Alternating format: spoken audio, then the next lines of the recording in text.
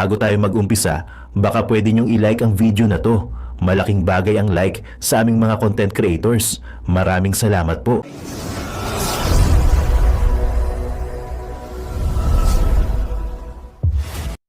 Ito pag-usapan natin, 5 pang pulis huhulihin.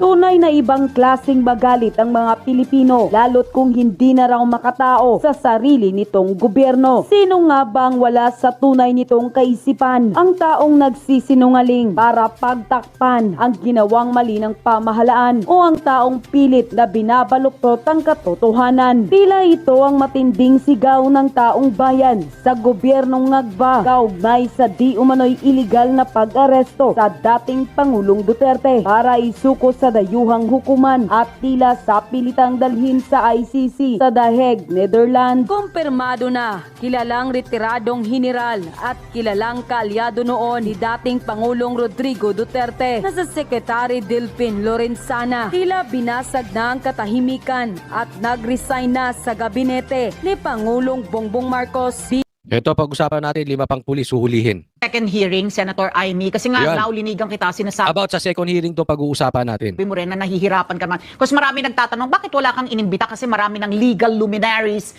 mga former Supreme Court justices, etong mga talagang bihasa, may mga master's degree sa international criminal law and all of that, talagang legal experts na talagang yung legal minds that you can mine. Bakit hindi sila humarap para, because ang maririnig mong sinasabi nila is the legality of the arrest and the surrender. Hindi nila tinatawag na extradition ng pamahalaan, di ba? Surrender ng Pangulo, legal naman daw. Ayun na nga. So, maraming legal experts. Pero tulad ng sinabi ko, kesa sa experts on the side of the government, mas maganda rin yung mga neutral, yung talagang profesor. Kasi alam natin, napupolitika kapag gano'n. Palagay ko, overrepresented na nga yung gobyerno. Mag-isa lang ako doon sa isang panig hanggang doon. Ito, meron pong good news, no? So, wag muna nating awayin si Amy. Again, uulitin ko at ilang beses ko nang inulit, hindi ko sinasabing iboto nyo si Amy. At ayoko siyang isama sa PDP, okay? Maliwanag po tayo dyan. Kaya lang, wag muna nating awayin. Gaya ng sabi ko, malay natin may pakinabang sa atin. Tayo naman ang mangga. Tayo naman ang manggamit sa kabila. Excuse me, ako po medyo may sakit, no? Tayo naman manggamit at ngayon magagamit natin. Bakit? Magkakaroon pa ng second hearing. That is very important. Magigisa. At alam ko na maglalabas to si Amy. Baka ito mapaisip na pa-impeach niya si Bongbong. Wala pong makakagawa nun. Siya lang. Siya lang ang may lakas ng loob para mag-hearing patungkol sa paghuli kay Tatay Digong. Walang gumalaw sa senador. Wala. Siya lang. Hindi ko sa pinagtatanggol. Gamitin po natin. Kaya habang nagagamit, huwag niyo pong awayin. Ngayon may second hearing pa. Yung ibang senador na hindi gumalaw, eto may second hearing pa. Di mas maayos. Mas maraming mabubulgar. Mas marami tayong mapipiga. At yung mapipiga dito, pwede pang gamitin sa ICC. Napaka-importante ng bawat ebidensya dahil ito ay posibleng magpauwi kay Tatay Digong. Tunay na ibang klaseng magalit ang mga Pilipino, lalo't kung hindi na raw makatao sa sarili nitong gobyerno. Sino nga bang wala sa tunay nitong kaisipan? Ang taong nagsisinungaling para pagtakpan ang ginawang mali ng pamahalaan o ang taong pilit na binabaluktot ang katotohanan. Tila ito ang matinding sigaw ng taong bayan sa gobyernong Ngagba kaugnay sa di umano'y iligal na pag-aresto sa dating Pangulong Duterte para isuko sa dayuhang hukuman at tila sa pilitang dalhin sa ICC sa The Hague, Netherlands. Kumpirmado na kilalang retiradong general at kilalang kaalyado noon ni dating Pangulong Rodrigo Duterte na sa Secretary Delphin Lorenzana. Tila binasag na ang katahimikan at nag-resign na sa gabinete ni Pangulong Bongbong Marcos bilang chairman ng Bases Conversion and Development Authority. Gaano kaya ito katotoo, mga kababayan? Ating alamin.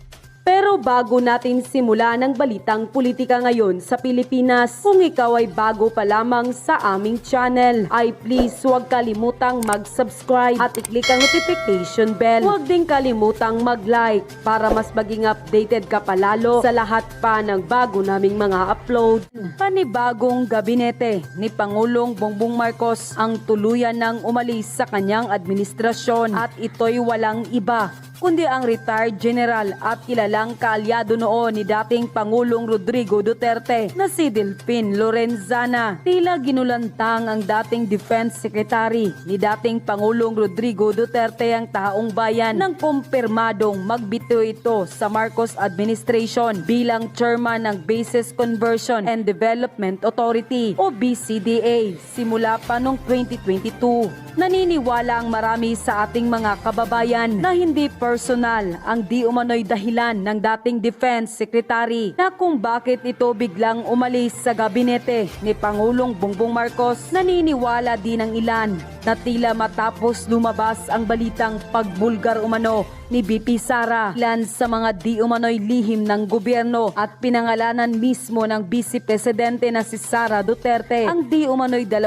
tao lamang ang may hawak ng national budget ng Pilipinas. Hindi na raw magtataka ang marami sa ating mga kababayan na kapag nasundan daw uli ang resignation ni Lorenzana. Ayon pa sa nilabas na report ng Inquirer.net, Lorenzana stepped down as BCDA chair. Delfin Lorenzana, who served as defense chief under then President Rodrigo Duterte, has stepped down as the Bases Conversion and Development Authority BCDA chair. As I stepped down as BCDA chairman, I thank President Ferdinand R. Marcos Jr. for the trust and confidence in me, Lorenzana said in a statement on Tuesday. Lorenzana, a retired Army general, was appointed BCDA chair just a week before his retirement. One of the sources of funding for an Armed Forces of the Philippines AFP modernization program, the BCDA is mandated to help strengthen the military to develop its former bases and properties into economic centers and communities. During his time as BCDA chief,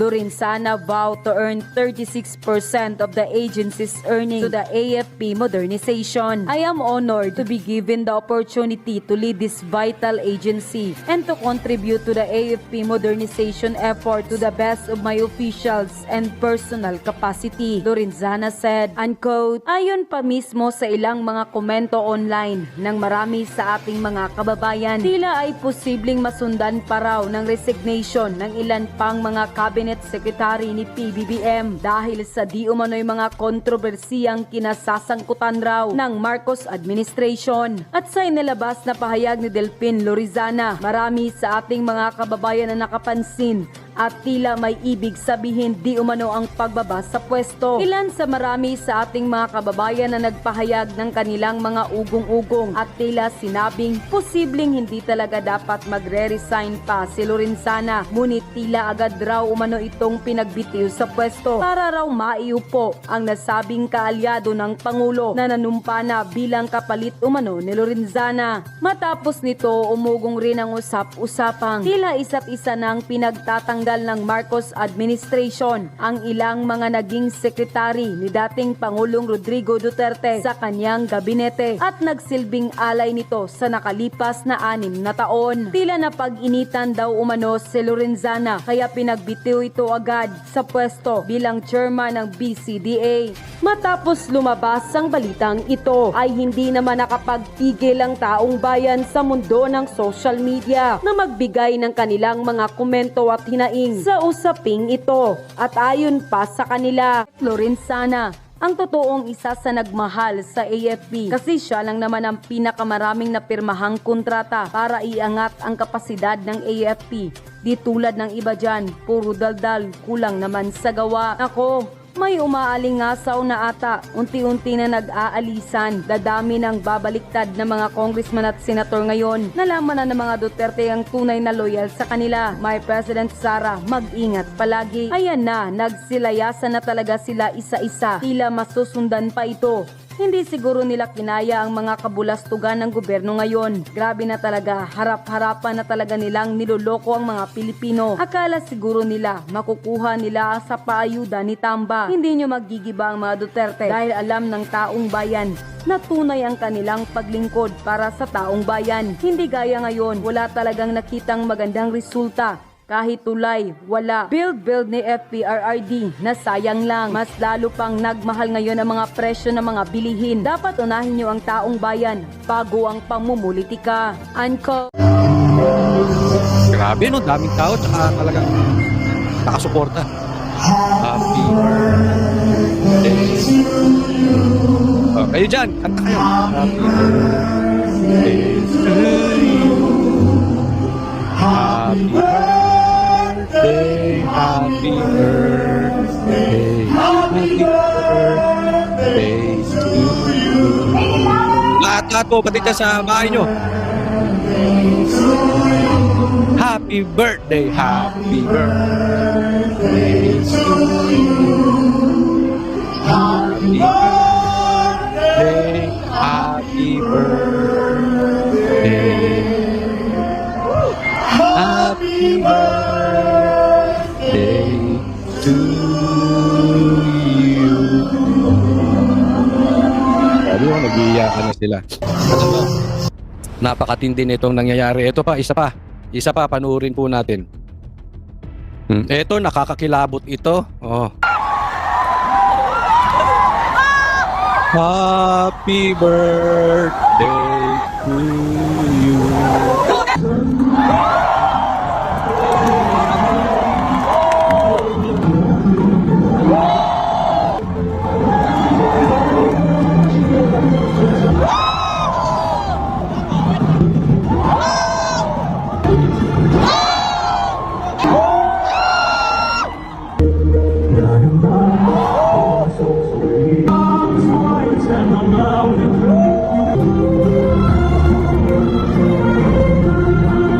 Ang lupit, no? Alam nyo, hindi ko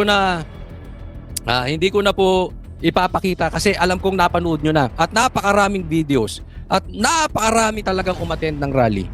Alam nyo, yung sinasabi sa atin nitong si Claire na pinagbabantaan tayo na wag daw tayo kundi pakukulong tayo kung inciting to sedition. Alam nyo naman yan ang pananakot nila dahil ayaw nila matanggal sa posisyon. Siguro habang buhay na nilang gustong maupo dyan, no? So ayaw nilang matanggal. No, pero ito sa akin. Tingnan niyo mabuti ha. Hindi naman namin kailangan ito madaliin. Hindi namin ito kailangan gawin sa marahas na paraan. Hindi namin ito kailangan gawin ng illegal. Napaka-importante.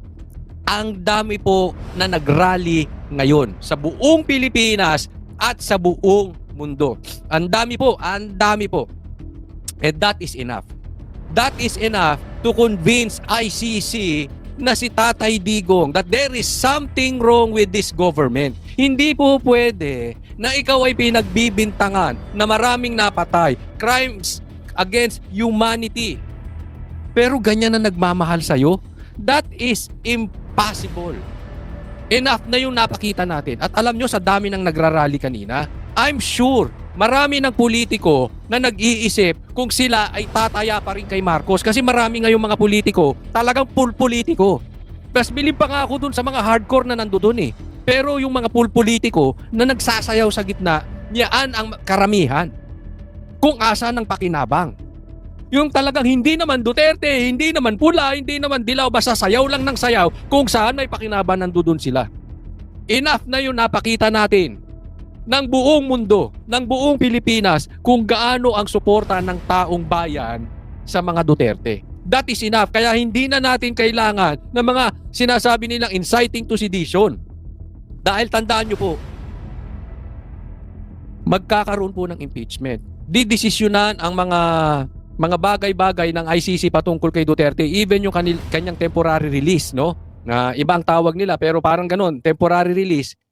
Makikita nila pinulitika lang tong tao na ito. Pinulitika lang si Tatay Digong. Oh. At yung mga balimbing na politiko, iiwan na niyan isa-isa si BBM. Maraming ganyan. Even BBM is balimbing. Isipin mo, Ngayon nakakontsaba sa dilaw. 'Di ba? Yung mga yan, dating sip-sip kay Duterte. O, di ba, napakasip-sip niyang si Marcos kay Duterte.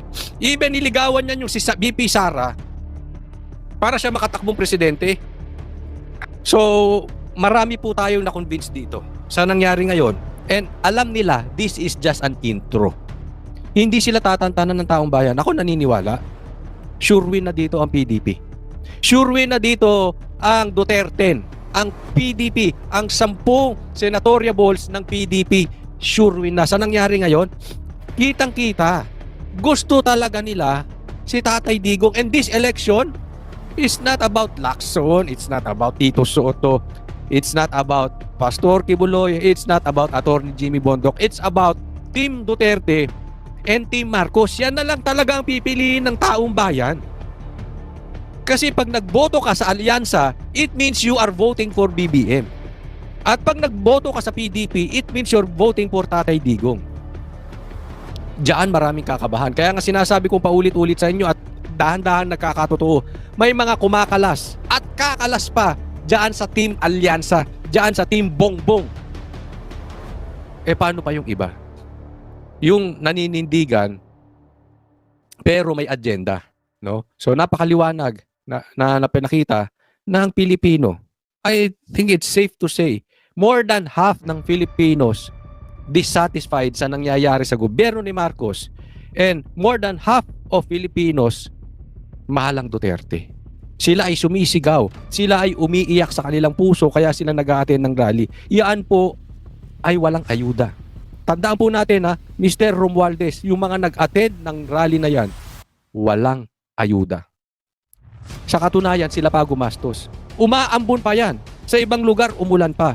Sa katunayan, ako ngayon ay sinisipon kasi dito rin sa bahay namin, nag-uulan. No? Pero dinagsa pa rin ng taong bayan. Yung iba nga, giniginaw dahil dyan sa Netherlands, malamig. May nagrally pa sa Antarctica, may nagrally pa sa Timor-Leste. Iba't ibang panik. Ganyan po. Ganyan po ang pagmamahal ng taong bayan. So tingnan po natin. Unahin muna natin ito. Mamaya na yung mga 5 pang pulis uhulihin. Kanya-kanyang gimmick ang mga taga-suporta ni dating Pangulong Rodrigo Duterte para sa kanyang 80th birthday. May mga pa-concert at meron pang mga OFW na umuwi sa Pinas. Nasa frontline ng balitang yan ang aming Mindanao correspondent, Bril Montalvo. Hindi nagpatinag para sa 80th birthday ni Digong. Kinantahan din nila ng happy birthday si Duterte. Happy birthday! Happy birthday!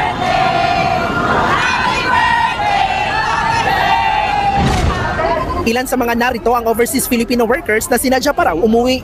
Naghahanda na rin daw sila pumunta sa the Netherlands kung saan nakakulong si Duterte sa detention facility ng International Criminal Court. I just came from Singapore to support you. Happy 18th birthday, good health. We wish you to come back. We will wait for you strong, buhay, malakas. Lahat ng pamilya namin since 2016, minahal ka, pinaglaban ka namin. Bitbit din ng karamihan sa kanila ang plaka na may mga mensahe kay Digong. Pero dahil may Yan ba may crimes against humanity? Hindi isolated case yan Buong Pilipinas ulit nag-iiyakan. isa sa Quiapo Church, lumipat ang mga Duterte supporters sa Mindiola. Nagtungo rin sila sa Maraming ninenervyos dyan sa Mindiola. Balita ko, dinisperse na nga daw dyan Ngayon ninenervyos, no? Alam nyo, mga adik ngayon kinakabahan na. May balita ko may aalis daw na adik. Kinakabahan na.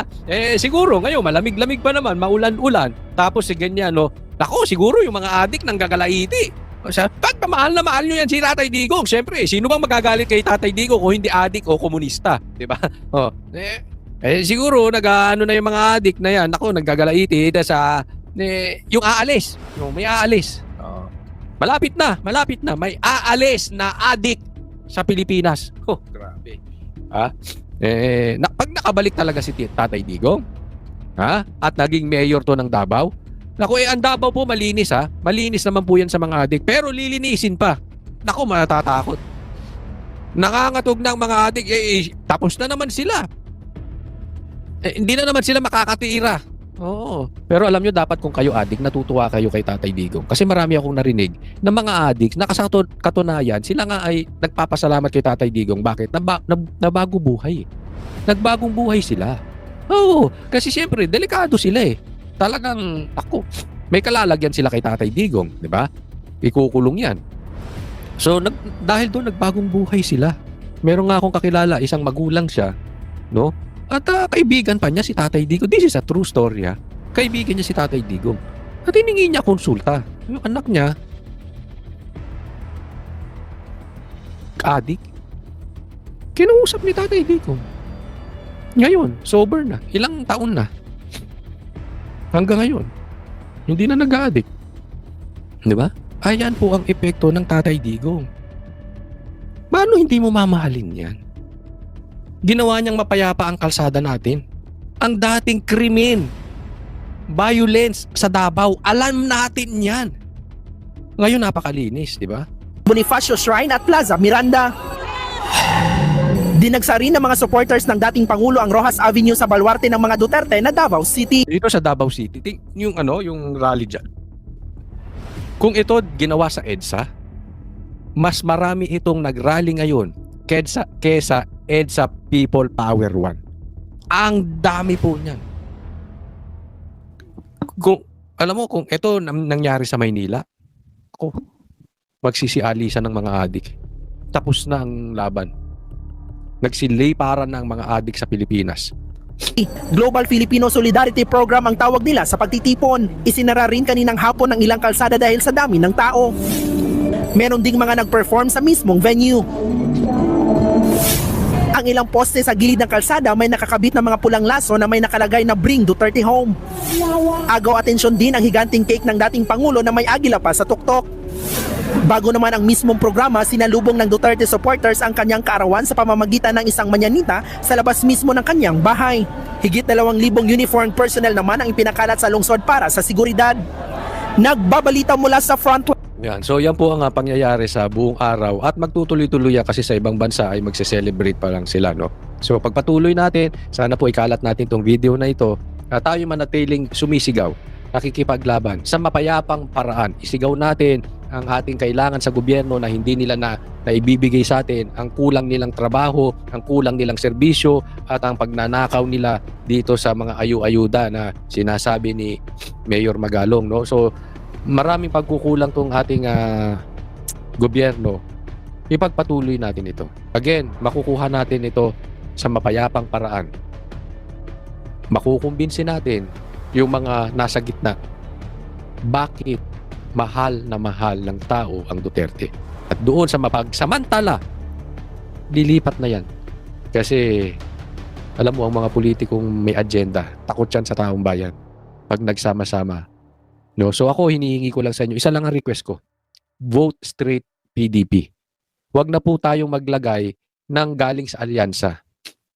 10 po ang PDP senatorial balls, kayo na bahala magdagdag kung sino yung dalawa. Basta lang, siguraduhin po natin na ang loyalty ay na kay Tatay Digong. Ganon din sa mga congressman, higit sa lahat sa congressman. Para mawalan ng abusado dyan sa Congress. Kasi sila yung mahilig mang-hearing, sila yung mahilig magpatawag ng vloggers, sila yung mahilig sila yung nagpa-impeach kay BP Sara. So sa mga congressman na iboboto nyo, sa mga party list na iboboto ninyo, huwag nyo pong kakalimutan yung mga pumirma sa impeachment ni BP Sara, huwag nyo na pong iboto. At tingnan nyo po kung saan sila nakaalyado. Kung sila ay sip-sip kay Marcos at walang paninindigan, kung sila ay sip-sip kay Romualdez at walang paninindigan, huwag nyo na po iboto. Make sure ang iboboto nyo may pagmamahal na tunay sa Duterte. Simulan natin baguhin ang bansang Pilipinas ngayong eleksyon. This is very, very important. Ipanalo po natin itong eleksyon. Huwag po natin iiwan kahit isa. Pakiusap, kahit isa, huwag po nating iwan na senatorial balls ng PDP. Bit-bitin po natin silang lahat. Pakiusap lang po. Napaka-importante niyan. Ha? Okay, sige po. Next topic tayo. Ito, pag-usapan natin, 5 pang pulis huhulihin. Second hearing, Senator Amy, kasi nga Yan. naulinigan kita, sinasabi About sa second hearing to pag-uusapan natin. mo rin na nahihirapan ka naman. Kasi marami nagtatanong, bakit wala kang inimbita? Kasi marami ng legal luminaries, mga former Supreme Court justices, etong mga talagang bihasa, may mga master's degree sa international criminal law and all of that, talagang, you know, legal legal experts na talagang yung legal minds that you can mine. Bakit hindi sila humarap para, because ang maririnig mong sinasabi nila is the legality of the arrest and the surrender. Hindi nila tinatawag na extradition ng pamahalaan, di ba? Surrender ng Pangulo, legal naman daw. Ayun na nga. So, maraming legal experts. Pero tulad ng sinabi ko, kesa sa experts on the side of the government, mas maganda rin yung mga neutral, yung talagang profesor. Kasi alam natin, napupolitika kapag ganon. Palagay ko, overrepresented na nga yung gobyerno. Mag-isa lang ako doon sa isang panig hanggang doon. Ito, meron pong good news, no? So, wag muna nating awayin si Aimee. Again, uulitin ko at ilang beses ko nang inulit, hindi ko sinasabing iboto nyo si Aimee. At ayoko siyang isama sa PDP, okay? Maliwanag po tayo dyan. Kaya lang, wag muna nating awayin. Gaya ng sabi ko, malay natin, may pakinabang sa atin. Tayo naman ang mangga. Tayo naman ang manggamit sa kanila. Excuse me, ako po medyo may sakit, no? Tayo naman manggamit at ngayon magagamit natin. Bakit? Magkakaroon pa ng second hearing. That is very important. Magigisa. At alam ko na maglalabas to si Aimee. Baka ito mapaisip na pa-impeach niya si Bongbong. Wala pong makakagawa nun. Siya lang. Siya lang ang may lakas ng loob para mag-hearing patungkol sa paghuli kay Tatay Digong. Walang gumalaw sa senador. Wala. Siya lang. Hindi ko sa pinagtatanggol. Gamitin po natin. Kaya habang nagagamit, huwag niyo pong awayin. Ngayon may second hearing pa. Yung ibang senador na hindi gumalaw, eto may second hearing pa. Di mas maayos. Mas maraming mabubulgar. Mas marami tayong mapipiga. At yung mapipiga dito, pwede pang gamitin sa ICC. Napaka-importante ng bawat ebidensya dahil ito ay posibleng magpauwi kay Tatay Digong. Dahil dyan, mas marami tayong makukuha. So, wag muna, antayin natin si Aimee. Dumating sina Alan Peter dahil ang dami-daming taga-gobyerno. Sa totoo lang, nung umpisa akala ko walang darating galing administrasyon. Pero biglang nagdagsaan, tapos nagulat na ako, dagdag sila ng dagdag ng pangalan. Sabi ko, ayos to. Talaga namang prepared sila. Siguro maganda yung hearing natin. Tapos, nung nandun na sila, dumami pa lalo, 3 kwarto na kami, naubusan pa nga ng pagkain Kaya sabi ko, very represented. As a matter of fact, si Inday Sara lang ang nasa kabila at siya lang ang on Zoom, alas 3 ng umaga yata sa The Hague. Kaya, yun nga, inaanyayahan ko kasi magkakaroon ako ng second hearing. May second. Yes, magkakaroon ako. I finally decided kagabi na mag-second hearing na lang. Yes, dahil, maganda yan. May marami pang nagsasabing bipin, may mga katanungan ng OFW, at ang balita, marami pang warrant na susunod. Hindi naman ito ang kaisa-isa at kahuli-huli ang warrant. Meron pang susunod, nababanggit nga yung pangalan ng 5 pulis. Yan, may 5 pulis pang huhulihin. Kaya napaka-importante na mag-discuss to ulit sa hearing, and at the same time kailangan mag-decide ng korte dito. Hindi porket nandun na si Tatay Digong sa ICC, hahayaan na lang nila kasi sasabihin nila mutin academic kasi andun na si Tatay Digong di ba? Nasa jurisdiction na ng ICC, hindi na natin basta-basta mababalik kahit ano pa i-discuss natin dito. Pero importante ma-discuss kasi kung mapapatunayang illegal yon, hindi dapat ganun ang proseso. Magagamit natin sa mga huhulihin pa. Tatandaan po natin, bigla-bigla na lang. Nung una, wala naman talaga, si Bato nasa listahan talaga yan. Si PRRD nasa listahan talaga. Pero si Sara wala. Ngayong taon, naisama si BP Sara. Binabanggit na. Pagdating sa ICC, dapat din madampot si BP Sara. So this is very, very dangerous. Kaya nga sabi ko, maganda tong ginagawa ni Aimee at dapat solusyonan ito ng korte. Dapat desisyonan nila ito. Nako, sana ipatawag ni Aimee itong spokesperson, itong si Utoy, si Attorney Clabano. Dapat ipatawag din ni Aimee. Bakit? Siya yung nagsabi. Mali po yun. Anong klaseng abogado? Okay? Patawag niya itong si Clabano dahil hindi po pwedeng sila ang competent judicial court. Hindi po. Executive po kayong DOJ. Hindi po kayo judicial. So maling-mali yun. Bakit kayo nagsasalita ng ganun? Abogado ka, alam mong walang ganun. Tapos binawi ni Boying. So anong ibig sabihin niya? Niloloko nyo taong bayan. Anong ibig sabihin niya? Fake news yan. Anong ibig sabihin niya? Gagamitin nyo lang pagka kumbinyente sa inyo or kaya meron kayo kailangan pahuli. Kailangan maimbestigahan niya. Pangalawa, may narinig akong interview dito kay John Vic Rimulya, may narinig ako, interview niya, binabara niya sa isang PDP senatorial balls na abogado, si Attorney Hinlo ata yan. Hindi ko alam, basta isa, sabi niya, kino-question nyo yung manner ng pagkahuli kay Tatay Digong. Ang kini-question nyo, technicalities. Samantalang hindi nyo kinwestiyon yung 30,000 na pinatay ni Tatay Digong. Aba, dapat pa imbestigahan ni Amy yan. Una, abogado. Ha? Abogado nga ba to si John Vic? Alam ko si Boying abogado. Hindi ko alam si John Vic, no? Pero kahit di siya abogado, dapat alam niya, ako naman hindi abogado pero alam natin, di ba? Kahit hindi abogado, na an accused is considered innocent until proven guilty. Nagbibintang siya. Anong klaseng secretary SILG siya? Anong klase? 'Di ba? Kung ganyan ka ang SILG natin, basta na lang nagbibintang na walang katunayan or bigla na lang nagbibintang kahit hindi pa na husgahan ng husgado. Delikado po 'yan. Pwede kang pagbintangan ng mamang ito. Isipin mo ibinintang sa kanya 30,000. Anong patunay nila? News? News ng Rappler? News ng mga makakaliwa? News ng NPA? News ng komunista? News ng mainstream media? Hindi ko alam. Ano pinaniwalaan nyo doon sa 30,000? Isipin mo 30,000. Ang sinasabi nilang pinatay ni Tatay Digong. Yung pala, doon sa drug war ni Tatay Digong simula 2011 hanggang 2019, nasa 40 lang. 40 lang ha? Kung hindi ako nagkakamali sa exact number, around 40 plus minus. For how many years? Simula 2011 hanggang 2019, for 8 years. Laban sa droga, ganun lang namatay. Samantalang ang daming naligtas, nilinis ang kalsada. That is not bad anymore. That's why it's drug war. Meron talagang mamamatay dyan. Bakit? Ang adik papalagyan eh. Lalo na high. Naku, meron akong kaibigan adik. Sa peak ng kanyang pagka-high, akala niya si Superman siya. Papalag talaga yung kahit kanino. Yan ang sinasabi natin. Anong gusto nyo? Pag pumalag yung adik, magpabaril yung pulis? Pag pumalag yung adik, magpa-rape yung nire-rape? Hayaan na ng pulis? Diba?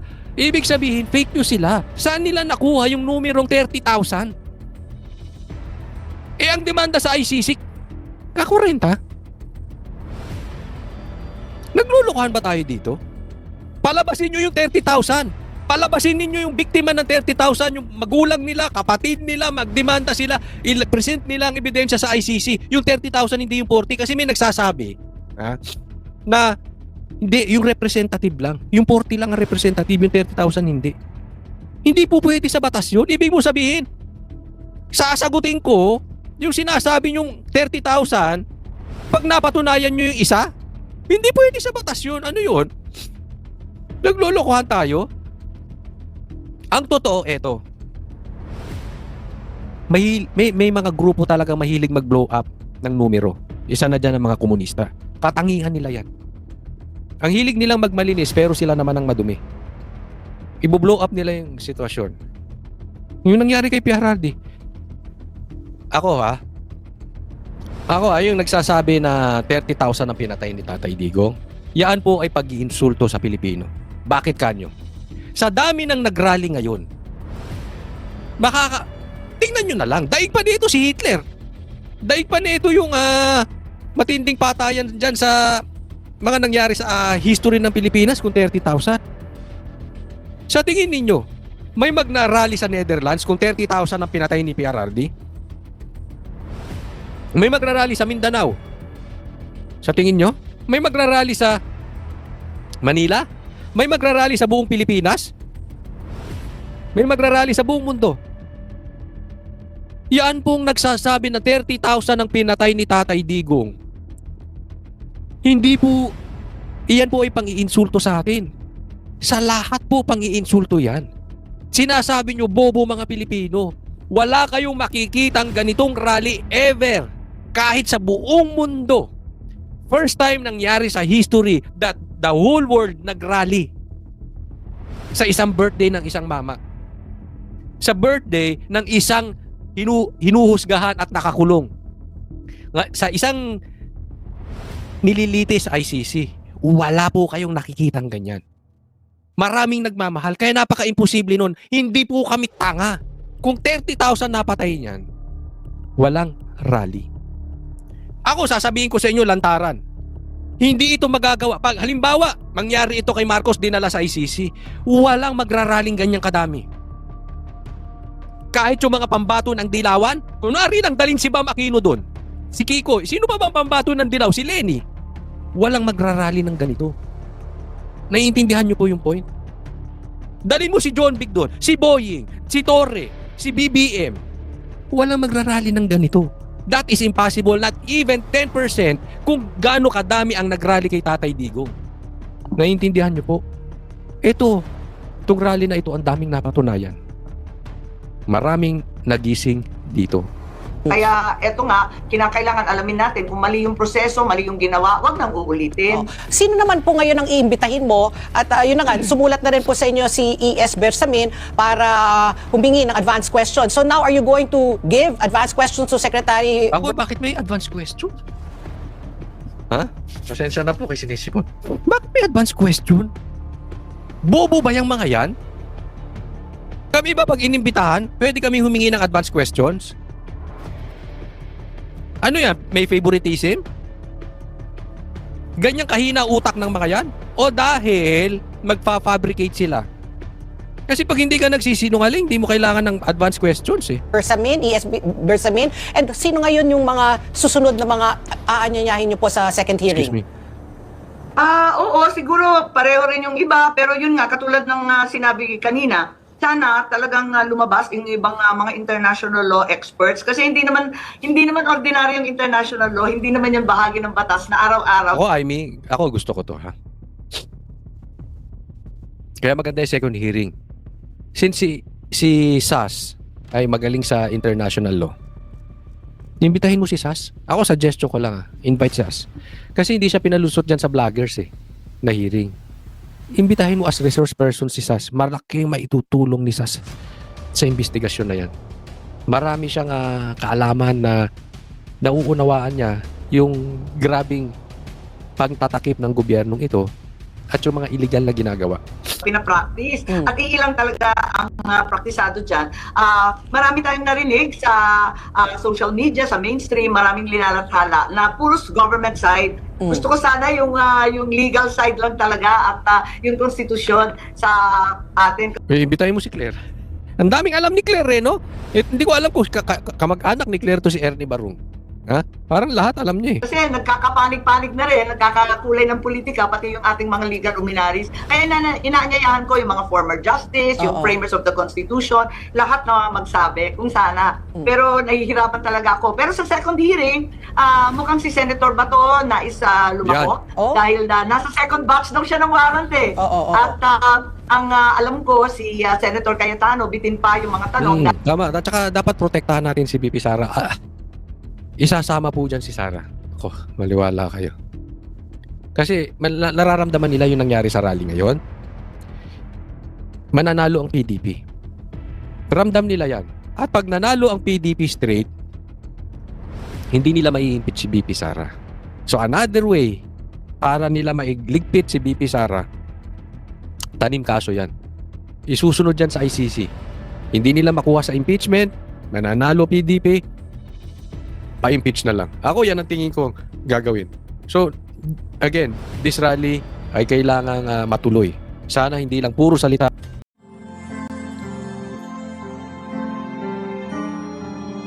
Ano yung melody ng song? Ang bayan ko'y pinagpala pagkat sa aming pinigay ang isang biyaya na mag-aahon sa hirap at dilim ng kahapon at sa bawat Pilipino'y magtatanggol sa bayan ko dating laganap pang-api at dusa sa aming mga mahihirap. Ngunit ikaw ay dumating, sagot sa aming mga dalangin. Muli kaming babangon, mabuhay ka Tatay Digong.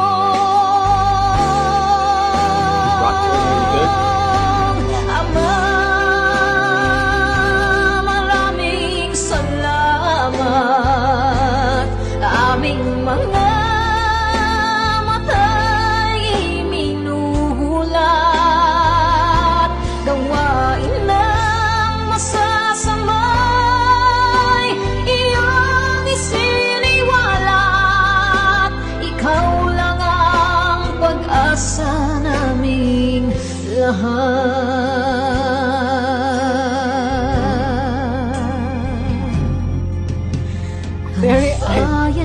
Pinamatay niya ako kung iyak ako. Pilipinas, muling maghikilala at itataas. Katahimik ay maghahari sa ating puso'y mamamayani. Mga ngiti sa labi, di mapapawi.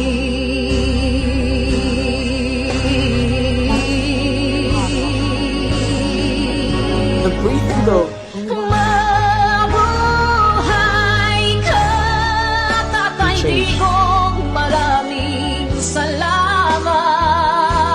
Ang malasakit sa Pilipino ay walang kasing tapat. Ika'y paglalaban ng iyong mga anak. Tunay kang biyaya sa bansang Pilipinas.